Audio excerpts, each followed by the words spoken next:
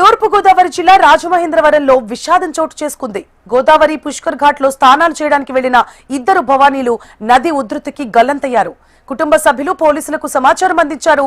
దీంతో పోలీసులు గాలింపు చర్యలు చేపట్టారు.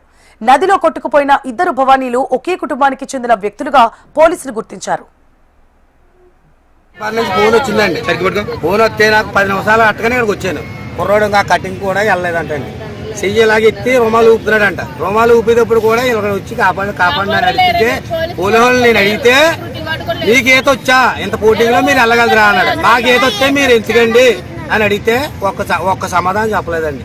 గంట పోయాక ఇద్దరు మనుషులు వెళ్ళి అలా తిరిగి ఒక ఈడ తీసుకొని గోదావరిలోకి వెళ్ళి మేము నిలికామన్న పేరు తెచ్చుకొని ఒక ఈడ తీసుకొని అలా చూపించుకొని వాళ్ళ మాట్లాడుకొని పోయారండి. అక్కడికి వెళ్ళారు. ఏంటి మాట్లాడుకుంటున్నారు అని అడిగితే ఒక 5 నిమిషాలు పోయాక చూస్తామన్నారు.